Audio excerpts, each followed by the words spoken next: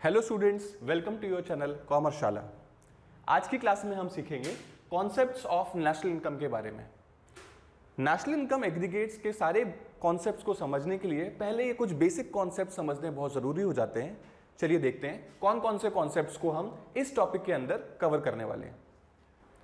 सबसे पहले हम समझते हैं flow of the concept. Concepts of national income को समझने के लिए हमने ये फ्लो डिसाइड किया है और इस फ्लो को हम 4 वीडियोस में कवर करेंगे। फर्स्ट वीडियो में हम डोमेस्टिक टेरिटरी कॉन्सेप्ट, जो हमारा ये वाला वीडियो होगा, इसमें कवर करेंगे। नेक्स्ट वीडियो में हम कॉन्सेप्ट ऑफ रेजिडेंशियल स्टेटस को कवर करेंगे। उसके बाद concept of domestic and national income, इन दोनों को एक साथ लेकर हम इस कॉन्सेप्ट को समझेंगे और conversion of domestic and national income का जो फॉर्मूला बेस्ड पोर्शन होता है उसका पूरा साइंटिफिक अप्रोच से, लॉजिकल अप्रोच से हम समझेंगे कि ऐसा क्यों हो रहा है।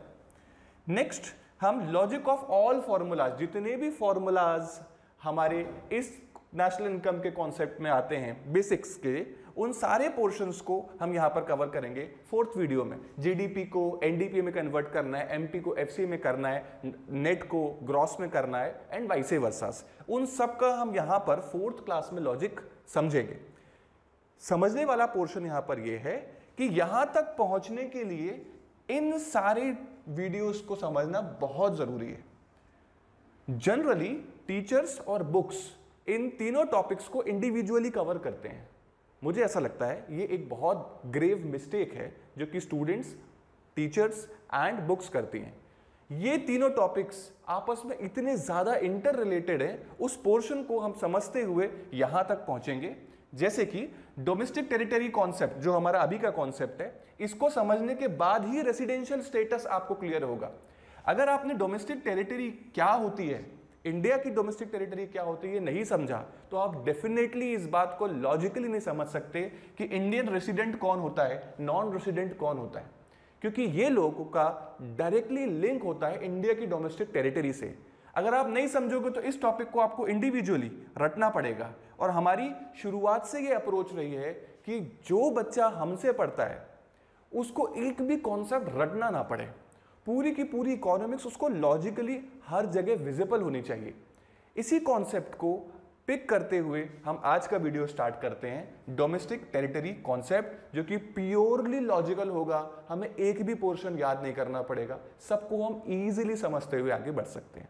चलिए स्टार्ट करते हैं।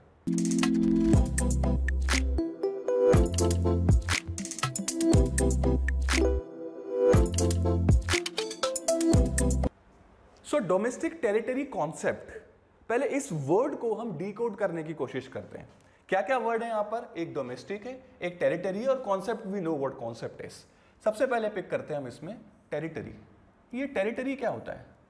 टेरिटरी का मतलब होता है बाउंड्री।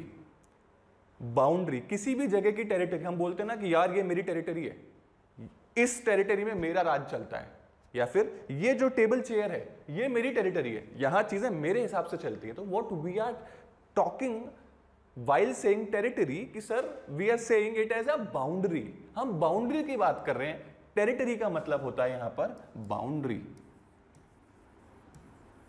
और किसकी बाउंड्री की बात चल रही है यहां पर? तो यहां पे वर्ड यूज हुआ है डोमेस्टिक। डोमेस्टिक की बाउंड्री। अभी डोमेस्टिक का मतलब क्या हुआ? डोमेस्टिक का मतलब अगर हम देखें, अच्छा डोमेस्टिक का अपोजिट होता है फॉरेन। अच्छा, तो इसका मतलब हम यहां पर इंडिया की बात कर रहे हैं। इंडिया की टेरिटरी हमारे लिए तो एज ए नॉर्मल इंडियंस हमारे लिए कौन सी टेरिटरी की बात करेंगे? Sir domestic territory. और इस डोमेस्टिक का मतलब क्या होगा? इंडिया से होगा। तो हमारे लिए ये वाला डोमेस्टिक, ये अगर आप अमेरिकन होते तो आपके लिए डोमेस्टिक का मतलब क्या होता? अमेरिका। इंडियंस हैं इसलिए हमारे लिए डोमेस्टिक का मतलब हुआ India. India, Bharat. So what is domestic territory? Domestic territory का मतलब हुआ कि सर हम एसेंशियली यहां पर इंडिया की बाउंड्री की बात कर रहे हैं, इंडिया की टेरिटरी की बात कर रहे हैं। ये तो हमने एक बिल्कुल सिंपल इंट्रोडक्शन समझा इस वर्ड का। इन दोनों वर्ड्स का बेसिक इंट्रोडक्शन है ये कि अच्छा territory is boundary, domestic is India. तो सर हम इंडिया की बाउंड्री की बात करना चाह रहे हैं यहां पर। बट पॉइंट हियर इज कि ये बात सिर्फ इतनी सी ही नहीं है, इसके और भी डेप्थ पोर्शन है जिसको हम लॉजिकली स्टेप बाय स्टेप समझेंगे। स्टेप बाय स्टेप समझने का फायदा ये होता है कि रटना नहीं पड़ता और अगर आप किसी चीज को रट नहीं रहे हो तो आप ऑब्वियसली उसको रियल लाइफ में हर जगह ऑब्जर्व कर पाओगे। मार्क्स लाना एक छोटा ऑब्जेक्टिव है, एक सेकेंडरी ऑब्जेक्टिव है कि सर बहुत अच्छे मार्क्स आ जाएंगे हमारे इकोनॉमिक्स में आपके यहाँ से पढ़ने के बाद, वो आएंगे नहीं आएंगे ये बहुत सेकेंडरी चीज है। प्राइमरी चीज क्या है, सर ये कॉन्सेप्ट अगर मुझे समझ में आएगा तो मुझे रियल लाइफ में ये सब चीजें ऑब्जर्व होंगी, और अगर ऑब्जर्व होंगी तो इसकी कमियां भी दिखेंगी, इसके बेनिफिट्स भी दिखेंगे, तो I can utilise this knowledge in my life और मैं अपनी लाइफ को और बेटर बना सकता हूं। प्लीज इस बात को समझो, exam based marks based studies को थोड़ा सा नजरिया बदल के देखो। पढ़ाई सिर्फ आपके अपलिफ्टमेंट के लिए है, आपकी नॉलेज बेस के अपलिफ्टमेंट के लिए, आप लाइफ को बहुत अच्छे तरीके से समझ पाओ, इसलिए हम पढ़ाई करते हैं। ठीक है, चलिए बिल्कुल नहीं रटेंगे, लॉजिकली समझेंगे, आगे बढ़ते हैं। सो इंडिया की बाउंड्री की बात करते हैं। अगर हम नॉर्मली समझें इंडिया की बाउंड्री, सर हाँ पॉलिटिकल बाउंड्री, जो इंडिया का सर मैप होता है वो इंडिया की बाउंड्री है। तो आप क्या सर ये कहना चाह रहे हो कि डोमेस्टिक टेरिटरी का मतलब पॉलिटिकल बाउंड्री से है? पॉलिटिकल बाउंड्री ऑफ इंडिया, क्या आप ये बोलना चाह रहे हो सर कि डोमेस्टिक टेरिटरी का मतलब है आप इंडिया की पॉलिटिकल बाउंड्री की बात कर रहे हो? तो मैं बोलूंगा हाँ, पर क्या सर इतना ही है? नहीं, थोड़ा और समझते हैं इस पॉइंट को। तो political boundary is India, no doubt in it. जो सी हो गया पॉलिटिकल बाउंड्री के आसपास का जो 12 नॉटिकल माइल्स तक का जो सी है, that two is a part of Indian political boundary. जो इंडिया के अंदर के रिवर्स हैं, लैंड्स हैं, that two is a part of Indian political boundary. तो वो वाला पोर्शन तो पॉलिटिकल बाउंड्री में ऑब्वियसली कवर हो ही गया है, लेकिन एक छोटा सा पोर्शन इसमें और एड ऑन होता है, और वो क्या चीज है उसको समझते हैं। अभी अगर हम पॉलिटिकल बाउंड्री के बारे में सोचें तो अब क्या सोचते हैं, सर इंडिया की पॉलिटिकल बाउंड्री वो बाउंड्री होती है जहां पर मैं आराम से घूम सकता हूं। सर कोई रोक टोक नहीं है, मेरा देश है सर, अपने देश में मैं आराम से घूमता रहता हूं, मेरे देश में सर मेरी गवर्नमेंट का कंट्रोल है, एंड सर मैं आराम से कहीं भी ट्रांजैक्शन कर सकता हूं, कोई नहीं रोक सकता मुझे मेरी कंट्री में। तो हम यहां ऑब्जर्व क्या कर रहे हैं, पॉलिटिकल बाउंड्री में हम क्या चीज एक्चुअली फील करते हैं। इंडिया की पॉलिटिकल बाउंड्री में हम एक्चुअली फील क्या कर रहे हैं, हम फील कर रहे हैं फ्री फ्लो। फ्री फ्लो, किसका फ्री फ्लो? फर्स्ट हम फ्री फ्लो यहां पे जज कर रहे हैं पीपल का, बी पीपल ऑफ इंडिया। हम लोग बहुत इजीली सर इंडिया में मूव कर पाते हैं। सेकंड, सर मैं अपना सामान भी लेके जा सकता हूं, मैं अपना बैगेज भी लेके जा सकता हूं, सर कोई गुड्स हो तो मैं गुड्स को भी इजीली इंडिया के अंदर मूव कर सकता हूं, मुझे कोई नहीं रोक सकता क्योंकि मेरा देश है, मेरी कंट्री है। तो हम क्या देख रहे हैं, goods, and third is capital. मैं सर पैसा भी अपने कंट्री में मूव कर सकता हूँ, रुपीज ही तो है। अभी सर ऐसा तो नहीं है कि अमेरिका जाना है तो डॉलर्स में कन्वर्ट करना पड़ेगा, बहुत सारे प्रॉब्लम्स हमको फेस करने पड़ेंगे, ऐसा तो कुछ नहीं है। इंडिया की बात चल रही है सर। तो हम क्या देख रहे हैं, what we are observing in political boundary of India कि सर फ्री फ्लो होता है इस बाउंड्री में, किस किस का, पीपल का, गुड्स का और कैपिटल का। हम एक्चुअली यही चीज ऑब्जर्व कर रहे हैं इंडियन पॉलिटिकल बाउंड्री में। Now with this concept, with this observation कि हाँ ऐसे तो होता है इंडिया के अंदर, तभी तो ये हमारी डोमेस्टिक टेरिटरी का पार्ट है। With this concept हम इस बात को समझें कि सर एक्चुअली सिर्फ पॉलिटिकल बाउंड्री ही नहीं है इंडिया, एक्चुअली सिर्फ पॉलिटिकल बाउंड्री नहीं है सर इंडिया। इसका मतलब ये है कि ये सब चीजें जहां कहीं भी हो जाएंगी, क्या क्या चीजें कि sir free flow of people, goods and capital, ये सब चीजें जहां कहीं भी हो जाएंगी और उस जगह पे इंडियन गवर्नमेंट का कंट्रोल होगा, तो सर वो जगह भी इंडिया कहलाई जा सकती है। तो इस पोर्शन को हम एक टर्म देते हैं जिसको हम बोलते हैं इकोनॉमिक टेरिटरी या बाउंड्री। अभी हम बाउंड्री यूज कर लेते हैं। ये इंडिया की इकोनॉमिक बाउंड्री है। इकोनॉमिक बाउंड्री में Indian people, Indian goods, Indian capital, तीनों चीज इजीली फ्लो कर सकती हैं। तो पूरी इकोनॉमी जहां पर फ्लो कर सकती है वो भी इंडिया की पॉलिटिकल बाउंड्री का एक अपग्रेडेड फॉर्म कहलाया जा सकता है। ठीक है, तो अभी हम थोड़ा सा नैरो डाउन करते हैं इस कॉन्सेप्ट को। Concept is very simple. Concept क्या बोलता है कि डोमेस्टिक टेरिटरी मतलब इंडिया की बाउंड्री। हमने क्या देखा, इंडिया की boundary is a political map. फिर हमने पॉलिटिकल मैप को और अच्छे से ऑब्जर्व किया तो हमने क्या देखा, सर इंडिया के पॉलिटिकल मैप में इंडियन गवर्नमेंट का कंट्रोल होता है। बिल्कुल ठीक है। एंड सर ये तीनों चीजें इजीली इंडिया के अंदर मूव करती हैं। तो जैसे ही हमने इस कॉन्सेप्ट को एक्चुअली ऑब्जर्व कर लिया इंडिया के अंदर, तो उसको हमने क्या वर्ड यूज कर दिया, इकोनॉमिक बाउंड्री। बस अब हमने इस कॉन्सेप्ट का एक फर्दर स्टेप आगे बढ़ा दिया, economic boundary. Concept economic boundary से ही वर्साटाइल वे लेता है। इकोनॉमिक बाउंड्री समझने के बाद ही आप डोमेस्टिक टेरिटरी को अच्छे से समझ सकते हो। कैसे, अब देखते हैं। इसी पोर्शन को थोड़ा और सिस्टमैटिक वे में हम यहां पर ऑब्जर्व करने की कोशिश करते हैं। देखिए, domestic territory of India, same concept. ये इंडिया का मैप है, प्लीज आप थोड़ा इसको एडजस्ट कर लेना। मैं बहुत अच्छा डायग्राम नहीं बनाया मैंने, बट ठीक है, एक कोशिश करिए इंडिया का मैप बनाने की। हम यहाँ पे क्या देखते हैं, what is domestic territory. First चीज हमने देखी थी सर, पॉलिटिकल बाउंड्री की यहाँ पर बात करी थी। तो देखिए, land and water with in the political boundary of India, ये फर्स्ट स्टेप हमने समझी थी, जिसको हमने बोला था कि ये हमारी डोमेस्टिक टेरिटरी है। ये वाला पोर्शन हमारी डोमेस्टिक टेरिटरी है, पॉलिटिकल टेरिटरी, पॉलिटिकल बाउंड्री। ये हमने समझा था एक बेसिक फर्स्ट स्टेप से। इंडिया का पॉलिटिकल मैप है, 12 नॉटिकल माइल्स का जो सी वाला पोर्शन है, इसके अंदर जो लैंड एंड वाटर, रिवर्स जिसको हम बोलते हैं, ये सब सर इंडिया है। This is first step. Second step क्या हमने यहां पर ऑब्जर्व किया, हमने देखा कि सर एक और टर्म आप यहां पे लेके आए, जो था इकोनॉमिक टेरिटरी। ये कहां से आया, रटना नहीं है, हमने ऑब्जर्व किया। क्या हमने ऑब्जर्व किया कि सर इंडिया की जो पॉलिटिकल बाउंड्री है, इसके अंदर सर क्या चीज होती है, क्या चीज होती है sir, control of government of India होता है। बिल्कुल ठीक है, इस पॉलिटिकल बाउंड्री में control of government of India है। एंड सर यहां पे क्या होता है, फ्री फ्लो होता है, किसका सर, गुड्स का, कैपिटल का एंड पीपल का।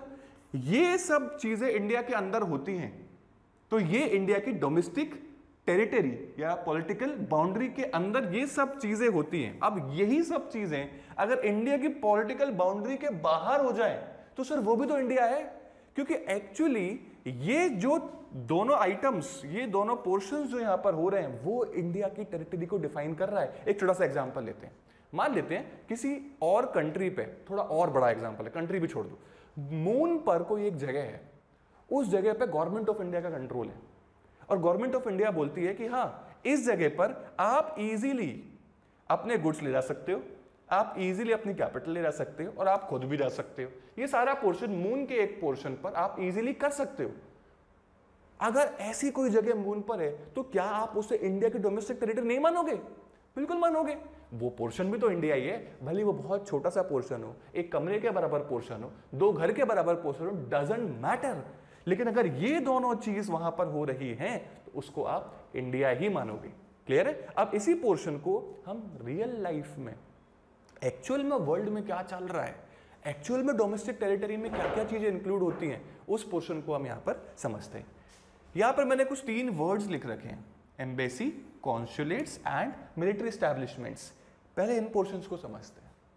एम्बेसी का आई थिंक सब लोगों ने सुना होगा, what is an embassy. Embassy क्या होती है? अभी हम वर्ड यूज करें इंडियन एम्बेसी।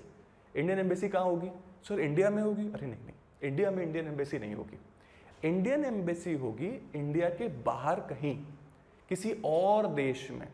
मान लेते हैं ऑस्ट्रेलिया में इंडियन एम्बेसी है।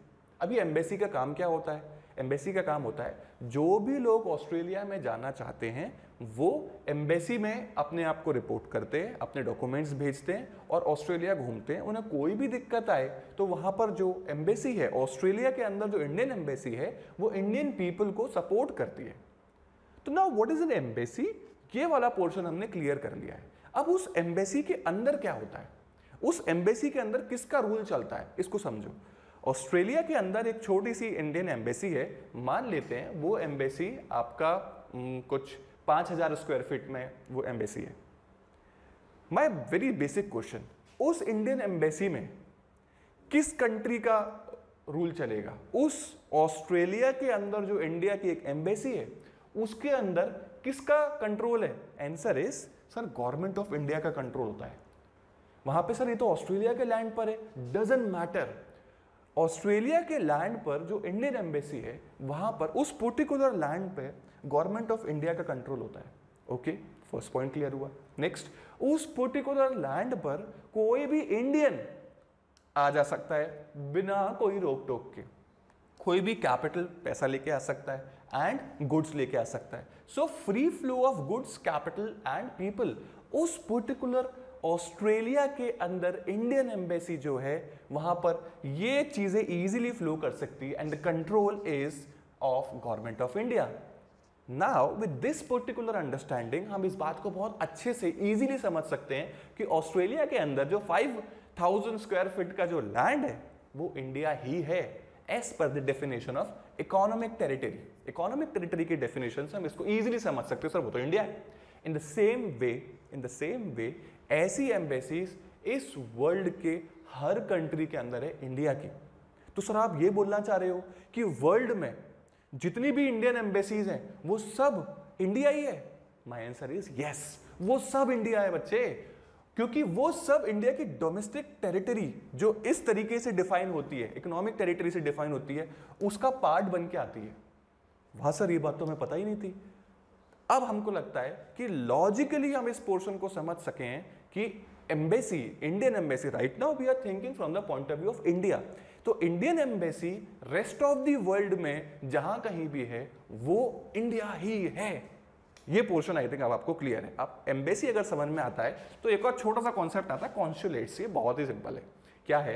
एम्बेसी हर कंट्री में एक होती है, कॉन्सुलेट्स काफी सारे होते हैं। आप ये समझो, ऑस्ट्रेलिया के अंदर जो एम्बेसी है, इंडियन एम्बेसी, वो एक ही होगी, लेकिन वो एक एम्बेसी पूरे ऑस्ट्रेलिया के नेशन को इजीली कवर नहीं कर सकती, तो वो क्या करती है, छोटे छोटे से कॉन्सुलेट्स बनाते हैं। अब मान लो कोई अमेरिकन है, वो इंडिया आया, मैं जानबूझ के इंडिया का एग्जांपल ले रहा हूं, आपको समझना और देखना आसान पड़ेगा। अगर वो इंडिया आया तो दिल्ली में सपोज ऑस्ट्रेलियन एम्बेसी है ही, सपोज क्या ऑस्ट्रेलियन एम्बेसी दिल्ली में है, वो घूम रहा है गोवा। अभी यहां पर उसको कोई दिक्कत आई तो यहां से यहां तक हेल्प आना थोड़ा टाइम टेकिंग प्रोसेस है। तो क्या करेंगे, Australian embassy government of India से बात करके छोटा सा कॉन्सुलेट्स उन जगह पर जहां पर सबसे ज्यादा ऑस्ट्रेलियंस आते हैं, मूव करते हैं, वहां पे छोटे छोटे कॉन्सुलेट्स वो बना सकती है। तो वो जो कॉन्सुलेट्स होते हैं, it is a type of, अब मैं छोटी एम्बेसी बोलूंगा तो थोड़ा ऑड लगेगा सुनने में, वो डायरेक्टली रिपोर्ट करते हैं एम्बेसी को, सारे कॉन्सुलेट्स एम्बेसी को रिपोर्ट करते हैं। तो क्या हुआ, एम्बेसी का ही एक छोटा सा पोर्शन, एक छोटा सा ऑफिस जो होता है वो कॉन्सुलेट्स कहलाता है। इन कॉन्सुलेट्स में भी गवर्नमेंट ऑफ इंडिया का कंट्रोल होगा। अगर हम इंडियन पर्सपेक्टिव से बात कर रहे हैं, free flow of goods, capital and people होगा। So what I am trying to explain here is, Australia के अंदर जो इंडियन एम्बेसी है वो भी इंडिया की डोमेस्टिक टेरिटरी है due to these points. Australia के अंदर जो कॉन्सुलेट्स है वो भी इंडिया की डोमेस्टिक टेरिटरी का पार्ट है। लॉजिकली हम उस बात को समझ रहे हैं, क्यों? क्योंकि ये सारी चीजें उनके साथ हो रही हैं, उन कॉन्सुलेट्स एम्बेसीज के साथ। लास्ट पॉइंट इसमें हम अभी कवर करते हैं, it is military establishment. What is military establishment? कि सर इंडिया के अंदर एक पूरी आर्मी की यूनिट है, एयरफोर्स की यूनिट है, ये मिलिट्री एस्टैब्लिशमेंट है। हाँ सही बात है। अब इंडिया के अंदर जहां कहीं भी मिलिट्री एस्टैब्लिशमेंट होगा वो तो डेफिनेटली डोमेस्टिक टेरिटरी का पार्ट है, पॉलिटिकल बाउंड्री के अंदर है। तो ये कॉन्सेप्ट तो हमें डिस्कस नहीं करना चाहिए, क्योंकि हमें we already know concept of military establishment here is India के बाहर, if in any case, India के बाहर if in any case Indian military establish हो जाती है, कहीं पर वो रुक जाती है एक थोड़े से समय के लिए, पूरी बाउंड्रीज बनाकर वो एक मिलिट्री स्टैब्लिशमेंट बनाती है, एंड उस स्टैब्लिशमेंट में ये दोनों चीजें फुलफिल हो जाती हैं कि वहां पर उस पर्टिकुलर स्टैब्लिशमेंट में इंडियन गवर्नमेंट का कंट्रोल है and free flow of all these things है। तो उस पोर्शन को नहीं सर, पीपल का फ्री फ्लो तो, अरे इंडियन पीपल, जो आर्मी का पर्सन है वो तो इंडियन पीपल ही है। जनरल पीपल अगर नहीं आ पा रहे हैं वो तो गवर्नमेंट की इंटरनल पॉलिसी है। तो सर यहां पर कौन सी पीपल की बात करें? मिलिट्री आर्मी पर्सनल्स की बात कर रहे हैं। तो क्या फ्री फ्लो यहां पर हो रहा है? हाँ सर हो रहा है। तो वो जो military establishment rest of the world में है, वहां पर भी हम उसको इंडिया का ही पार्ट मानेंगे, इंडिया की डोमेस्टिक टेरिटरी का पार्ट मानेंगे। यहां तक आई थिंक ये तीनों पॉइंट्स आपको क्लियर है। थोड़ा सा इसको फट से पकड़ते हैं। तो what is domestic territory of India? Sir political boundary, फिर इकोनॉमिक कॉन्सेप्ट, इकोनॉमिक टेरिटरी का कॉन्सेप्ट हमने समझ लिया था। उससे हमने क्या समझा, सर पॉलिटिकल बाउंड्री तो इंडिया है ही है, रेस्ट ऑफ द वर्ल्ड में एम्बेसी, कॉन्सुलेट्स, मिलिट्री एस्टैब्लिशमेंट जो इंडिया के हैं सर वो भी इंडिया है। यहां तक बात समझ में आई? Okay, so political boundary plus ये तीनों चीजें in rest of the world is India. Now next portion को समझते हैं, this plus this in rest of the world is India. लेकिन रुको रुको सर, एक पोर्शन और समझना है। क्या सर? इंडिया के अंदर वो जो ऑस्ट्रेलियन एम्बेसी थी उसकी भी आपने यहां पर जिक्र किया था, उसका क्या होगा? आप उसको भी समझते हैं। ये इंडिया का पॉलिटिकल मैप है। ये मान लो, अब मैं बहुत ज्यादा नहीं कर सकता, ये छोटे छोटे से एम्बेसीज हैं, मैं जानबूझ के इसी एरिया में ले रहा हूँ, दिल्ली के आसपास का एरिया है, जनरली सारे आपके जो एम्बेसीज हैं वो दिल्ली एरिया में ही आते हैं, थोड़ा और नीचे भी कर सकते हैं दिल्ली एरिया को कवर करने के लिए। सर इंडिया के अंदर ऑस्ट्रेलियन एम्बेसी भी होगी, अमेरिकन एम्बेसी भी होगी, सर पाकिस्तान की एम्बेसी भी होगी, सर श्रीलंका की भी एम्बेसी होगी, बिल्कुल होगी, क्यों नहीं होगी। जब इंडिया की embassy rest of the world में है तो रेस्ट ऑफ द वर्ल्ड की एम्बेसी तो इंडिया में होगी ही होगी ना। तो उसी पोर्शन को समझने के लिए यहां देखते हैं कि इंडिया के अंदर जो ये रेस्ट ऑफ द वर्ल्ड की एम्बेसीज हैं, क्या वो इंडिया की डोमेस्टिक टेरिटरी है? The very simple answer here is no. Oh sir आप ये बोल रहे हो कि इंडिया की पॉलिटिकल बाउंड्री के अंदर जो रेस्ट ऑफ द वर्ल्ड की एम्बेसीज हैं वो इंडिया नहीं है? आंसर इज यस, वो बिल्कुल भी इंडिया नहीं है। क्यों? क्योंकि मान लो ये ऑस्ट्रेलियन एम्बेसी है, इस Australian embassy again 5000 square feet का ही हम ले लेते हैं, इंडिया के अंदर 5000 स्क्वायर फीट की ऑस्ट्रेलियन एम्बेसी है, उस जगह पर क्या इंडियन गवर्नमेंट का रूल चलता है? Answer is no. क्या सर वहां पर इंडियन पीपल इजीली एंटर कर सकते हैं? The answer is no. Indian capital, Indian goods, ये सब चीजें उस ऑस्ट्रेलियन एम्बेसी में नहीं हो सकती। तो इंडिया का वो पोर्शन जहां पर रेस्ट ऑफ द वर्ल्ड की एम्बेसीज हैं, कॉन्सुलेट्स हैं, मिलिट्री एस्टैब्लिशमेंट तो है ही नहीं, तो वो सारा पोर्शन जो है वो इंडिया की डोमेस्टिक टेरिटरी का पार्ट नहीं है। तो तीन चीजें हैं। What is domestic territory of India? Sir India का political map plus the political boundary plus ये तीनों चीजें रेस्ट ऑफ द वर्ल्ड में माइनस ये तीनों चीजें इंडिया के अंदर, ये हमारा एक्चुअल में डोमेस्टिक टेरिटरी ऑफ इंडिया का फॉर्मूला बन के आता है। एंड लॉजिकली हम इस फॉर्मूले तक पहुंचे। कुछ मूवीज में हमने ये चीज ऑब्जर्व करी थी, या हम सब ने इंडियन मूवीज की बात कर रहे हैं कि वो बहुत विदेश में है, बहुत परेशान हो रहे हैं और पुलिस उनको पकड़ रही है, आर्मी उनके पीछे पड़ी है, वॉर चल रहा है, तो वो लोग क्या करते हैं, कैसे भी करके बस आप इंडियन एम्बेसी पहुंच जाओ। जैसे वो इंडियन एम्बेसी का गेट खोल के कदम लगाते हैं और गेट बंद कर देते हैं ना भी करें, तो वो क्या ऑब्जर्व करते हैं, अब उनको कोई कुछ नहीं कर रहा, अब उनको कोई टच भी नहीं कर रहा। प्लीज इस बात को समझो, it is a very very very sensitive matter in actual world. मैं आपको एक्चुअल वर्ल्ड समझा रहा हूं यहां पर, इसके साथ साथ यही पढ़ाई का ऑब्जेक्टिव है। मार्क्स लाना इज अ सेकेंडरी ऑब्जेक्टिव। अच्छे से कॉन्सेप्ट्स को जो दुनिया में चल रहा है वो समझना और उसको यूज करना अपने लाइफ को बेटर बनाने के लिए, ये पढ़ाई का ऑब्जेक्टिव है। फिर से आते हैं, हमने क्या चीज समझी कि जो मूवीज के अंदर वो अंदर अपने इंडियन एम्बेसी में आ जाता है और यूं खड़ा हो जाता है, अब मुझे कोई कुछ नहीं कर सकता, सच में उसे कोई कुछ नहीं कर सकता, ये क्यों होता है? प्लीज इस बात को समझो, it's a very sensitive matter. अगर इंडिया की एम्बेसी में इंडियन खड़ा है और उसको किसी ने, विदेशी ने, किसी दूसरी कंट्री के पर्सन ने इलीगली अनवांटेड तरीके से टच कर दिया या मार दिया, तो आप इस बात को समझो, इसको समझा जाता है इन्फ्रिंजमेंट ऑफ इंडियन राइट्स। जो इंडिया के आपकी पॉलिटिकल बाउंड्री है, क्योंकि अभी हमने समझा कि वो अपनी डोमेस्टिक टेरिटरी में खड़ा हुआ है, ऑस्ट्रेलिया में जो इंडियन खड़ा हुआ है वो अपनी डोमेस्टिक टेरिटरी में खड़ा हुआ है, इंडिया में खड़ा हुआ है वो एक्चुअली, और आपने इंडिया में उसको मार दिया, तो भाई this is a situation of war. और एक्चुअल में ऐसा पूरे वर्ल्ड में होता है, इसका सब लोग ध्यान रखते हैं कि यहां पर दो कंट्रीज के बीच में वॉर ना चालू हो जाए, इसलिए एम्बेसीज, कॉन्सुलेट्स को बहुत सेंसिटिव वे से डील किया जाता है। सो अब हम समराइज करते हैं इस पोर्शन को, कैसे करेंगे ये देखिए। क्या चीज है? What is domestic territory of India? Domestic territory of India क्या है? क्या चीज देखिए सर, सबसे पहले तो ये है political boundary of India plus, क्या प्लस करना है इसमें? Indian embassy, consulates, military establishment in rest of the world, ये सर हमारा एड ऑन होगा, minus foreign embassy, consulates and military establishment in India, उसको हम माइनस करते हैं। जैसे ही हम ये पोर्शन करते हैं, हमको डोमेस्टिक टेरिटरी ऑफ इंडिया बिल्कुल इजीली दिखने लगता है। वाह सर ये तो बहुत इजी लग रहा है, अब क्यों नहीं लगेगा, समझ के किया है, अब तो रटना भी नहीं पड़ेगा, बिल्कुल भी नहीं रटना पड़ेगा, लॉजिकल है भाई, सब कुछ लॉजिकल है। चलिए, तो क्या सर आप ये बोल रहे हो क्या सिर्फ यही तीन चीजें होती हैं? The answer is no. हमने 80% of the portion easily cover कर लिया है, आगे जो थोड़ा सा छोटा सा पोर्शन है उसको भी देख लेते हैं। क्या एग्जाम्स में आएगा तो क्या करेंगे सर, जो आपने समझाया था उसको समझ के लिख देंगे। और मैंने क्या समझाया था? What is domestic territory of India? Sir economic territory बोलते हैं आजकल। डोमेस्टिक टेरिटरी को सबसे पहले समझाना पड़ता है कि इकोनॉमिक टेरिटरी क्या होती है। तो सर हम एग्जाम में वो समझाएंगे क्योंकि हमें भी समझ में आ गया। दो पोर्शंस थे, क्या था फर्स्ट पोर्शन आपका? फर्स्ट पोर्शन था कि sir in government of India का कंट्रोल होना चाहिए। सेकंड सर फ्री फ्लो होना चाहिए तीन लोगों का, क्या क्या? Capital, people and goods. Okay, ये वाला पोर्शन समझाने का हम बताएंगे कि sir political boundary of India ये लेंगे, इसको लेंगे सर। नेक्स्ट इनको लेंगे sir. Indian embassy in rest of the world, Indian consulates in rest of the world, Indian military establishments obviously in rest of the world. फिर sir minus कर देंगे तो ये नेट वाला फिगर आप समझ लो, माइनस कर देंगे सर जो इंडिया के अंदर था। अब आगे का पोर्शन समझते हैं, ये लास्ट पोर्शन है इस कॉन्सेप्ट का, और लॉजिकली समझेंगे, बिल्कुल रटने की जरूरत नहीं है हमको इस पॉइंट को। क्या है, ध्यान से देखिए।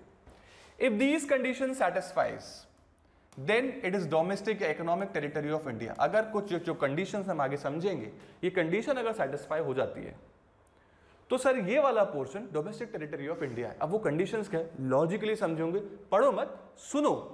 सुन लोगे तो ये तो सब छोटी छोटी चीजें हैं। एक मैं छोटा सा एग्जांपल लेता हूं। एग्जांपल इज वेरी सिंपल कि मान लो इंडिया से एक प्लेन टेक ऑफ किया, ठीक, उसमें सारे इंडियंस हैं।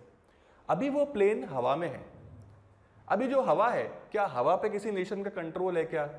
नहीं सर, वो इंडिया एक कंट्री की बाउंड्री होती है, उसके ऊपर भी जो हवा होती है वो भी सर कंट्री का पार्ट माना जाता है, ठीक है। लेकिन जहां पर वाटर है, इंटरनेशनल वाटर्स है, उसके ऊपर से प्लेन जा रहा है और वो प्लेन वहां पे हाईजैक हो जाता है, या कोई शिप जा रही है, वो शिप वहां पर हाईजैक हो जाती है, तो आप क्या बोलोगे? आप ये बोलोगे कि विदेश में जाकर मेरा प्लेन हाईजैक हो गया? नो, आप ये बोलोगे कि मेरा प्लेन मेरी कंट्री में हाईजैक हो गया। ये सर ये कैसी बातें कर रहे हो? आप ये बोल रहे हो सर विदेश में जा रहा है प्लेन, विदेश में जा रहा है सर, आपका सी में जा रहा है हमारा शिप, और वो वहां पे हाईजैक हो जाता है, तो आप ये बोल रहे हो कि वो सी में हाईजैक नहीं हुआ, हमारी कंट्री में हाईजैक हुआ। The answer is yes. कैसे, उस बात को समझो। पॉइंट इज कि जो डोमेस्टिक टेरिटरी का कॉन्सेप्ट है वो वर्ल्ड वाइड एक्सेप्टेड कॉन्सेप्ट है। क्या बोलता है वो? इफ ऑथराइज्ड, क्या चीज है सर, कौन सी ऑथराइजेशन की बात चल रही है? इन दोनों चीजों की। If authorised on international waters या स्पेस, स्पेस मतलब एयर, अगर ऑथराइज्ड ट्रिप है, ऑथराइज्ड ट्रिप है, इंटरनेशनल वाटर या स्पेस पर वो ट्रिप जा रही है, और जो वो वेसल है या वो जो एयरक्राफ्ट है या जो फ्लोटिंग प्लेटफॉर्म है या फिशिंग वेसल है या ऑयल रिग है, owned by resident of India. अगर कोई रेसिडेंट ऑफ इंडिया इन चीजों को ओन करता है एंड इंटरनेशनल वाटर्स पर वो उसको मूव करता है या स्पेस पे वो उसको मूव करता है, और ये पूरी चीज ऑथराइज्ड है, ऑथराइज्ड वे से उस चीज को कर रहा है, तो वो particular vessel, aircraft, floating platform, fishing vessel, oil rig India है, वो इंडिया की डोमेस्टिक टेरिटरी है। ऐसे समझते हैं। एक शिप है, अभी हम शिप का एग्जांपल लेते हैं, जानबूझ के यहाँ शिप नहीं लिखा है, सबको पता है शिप क्या होती है। एक शिप है जो इंडिया की से यहां से बाहर निकली और यहां भी इंटरनेशनल वाटर्स में वो शिप खड़ी है। अभी वो शिप किसी है, किसकी है सर? रेसिडेंट ऑफ इंडिया की। एक कोई रेसिडेंट है, उसी की शिप है, ठीक है। उस क्या ये इंटरनेशनल वाटर्स में सर? बिल्कुल है। क्या ये ऑथराइज रूट पर जा रही है? रूट, हर रूट का एक ऑथराइजेशन होता है कि आप इसी रूट पे जाते हो, एयर हो या शिप हो, कोई भी हो। क्या ये ऑथराइज रूट पे जा रही है? बिल्कुल जा रही है।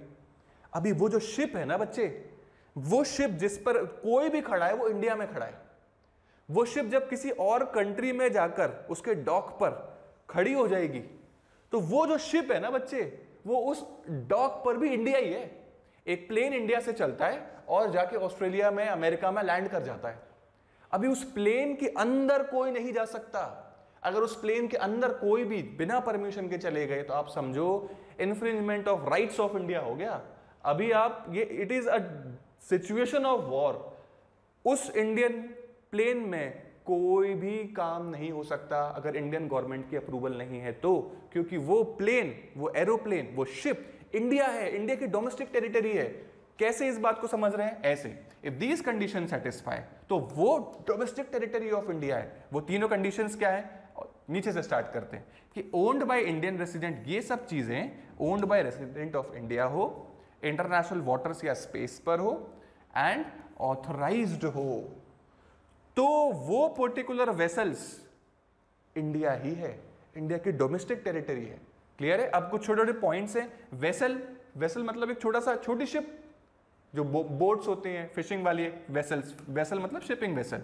एयरक्राफ्ट, एरोप्लेन सब जानते हैं। आपका ऑयल रिग्स, ये ऑयल रिग्स होती हैं जो आपके सी होते हैं, वहां पे ऑयल को डिग करने के लिए पूरी रिग बनाते हैं, वो ऑयल निकालती हैं, फिर उसको आगे के प्रोसेस में जाते हैं, इस तरीके दिखता है। आई थिंक सबको पता है पोर्शन क्या होता है। फिर आते हैं हम अपने फ्लोटिंग प्लेटफॉर्म। फ्लोटिंग प्लेटफॉर्म, पानी में कोई भी चीज फ्लोट कर रही है तो उसको हम फ्लोटिंग प्लेटफॉर्म बोलते हैं। ये स्पेस एक्स आई थिंक सब लोग जानते हैं, ये स्पेस एक्स का फैल्कन वो है रॉकेट, ये पानी में एक फ्लोटिंग प्लेटफॉर्म पे खड़ा हुआ है। ये जो फ्लोटिंग प्लेटफॉर्म है ये अमेरिका है।